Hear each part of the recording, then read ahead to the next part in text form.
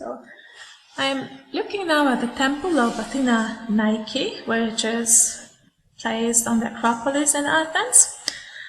So this temple was completed around the year 420 BCE at the so-called period, so-called High Classical period. And the author of this building was Callicrates, architect, who also was responsible for the main temple at the Acropolis, the Parthenon.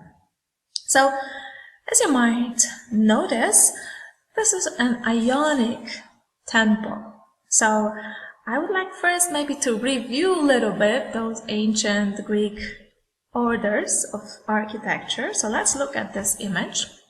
So here on the left you see the Doric order, where the column is rather massive and simple.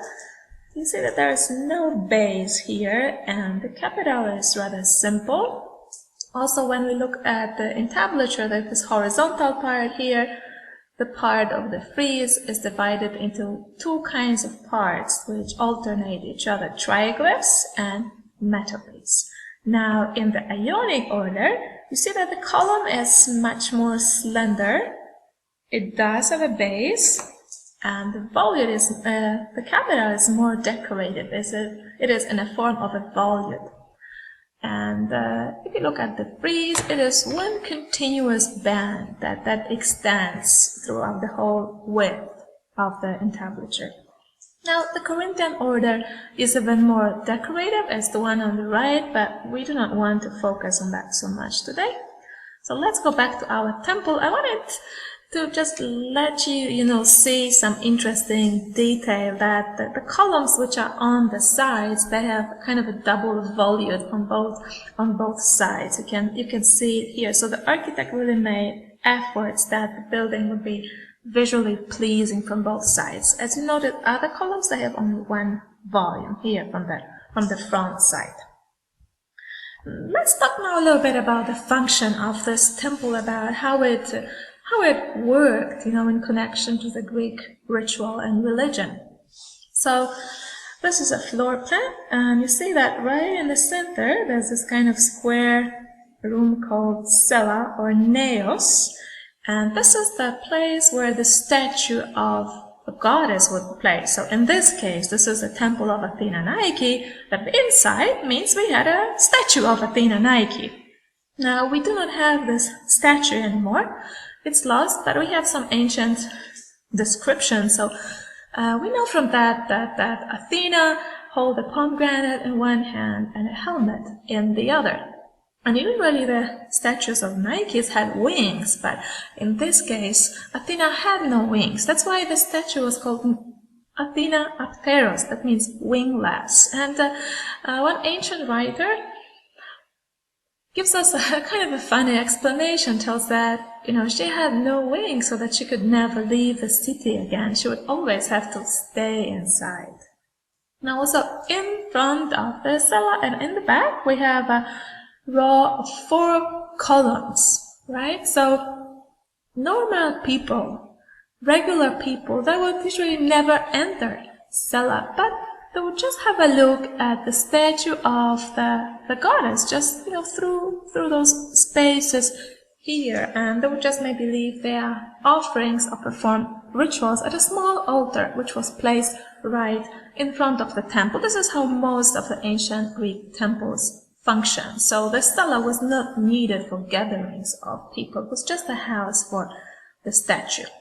And this kind of a floor plan, when you have a cella with just a row of columns in front and in the back, is called amphiprostyle. Now, if we look back again at the temple, I would like to talk a little bit about the proportions. So we know that the ancient Greeks thought that right proportions are the key to beauty. And in this case, we see that the proportion of the width of a column to the height was 1:7.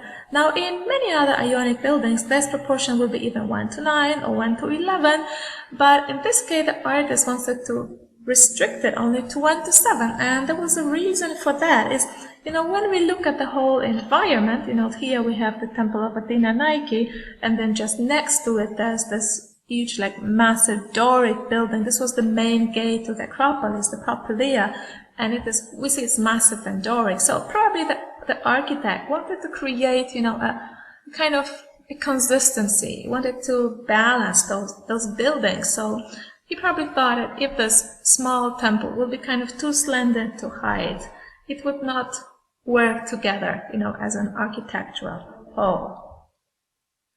The history of this temple, as of many other ancient buildings, was rather difficult.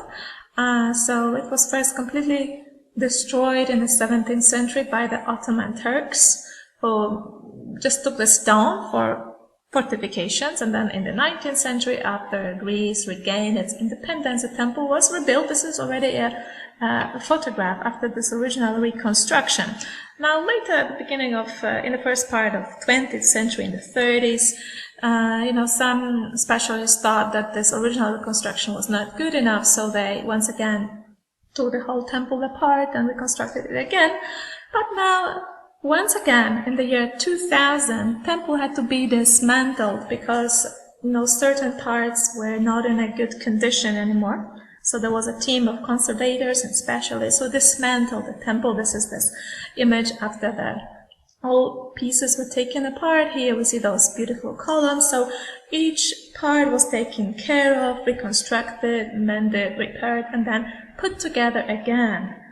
So this view that we have here is after the reconstruction. We see those white parts are those new inserts. So this is a very new photograph. Now, let's look a little bit at the sculptural decoration. We know that most of the Greek temples, they had this kind of decoration. Now here we see only fragments of the frieze. Some other pieces are in the Acropolis Museum, some are in a British museum. And we know that they refer to actually historical events from the recent history of Greece, from the wars with Persia. Now, probably the most beautiful decoration of this temple was at the so-called parapet. So, all around this temple, you see that's quite a high cliff. There was a kind of a fence all around it, with some decorated plates with relief sculpture. And probably the most beautiful one of them is this one. You can see it many times reproduced in many art history books. And usually this relief is called Nike fixing a sandal.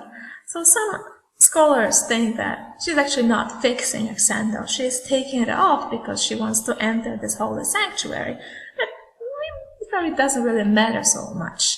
Important is really, when you look at how the artist really tried to show this beautiful feminine body and, so delicate and graceful. And we see here a so-called technique of wet robes. So that this drapery that she is wearing looks like kind of wet, and it clings to the body and reveals all the forms. And also that drapery creates a kind of a pleasing rhythm. So it's a very harmonious and delicate image. And also what's really interesting is that this goddess here is not as heroic and inaccessible as usually the high classical sculpture, let's say, from the middle of the 5th century. But she's actually involved now in just a simple everyday gesture. And it's a kind of a general trend towards the end of 5th century BCE in the Greek art that the gods become a little bit more humanized. They become similar to us. It's possible it was also connected, with the history, with the times, at the end of the 5th century. It's not anymore the heroic times of Athens. This is already time of the Peloponnesian Wars, and the artists were kind of more interested in simple human emotions and human life.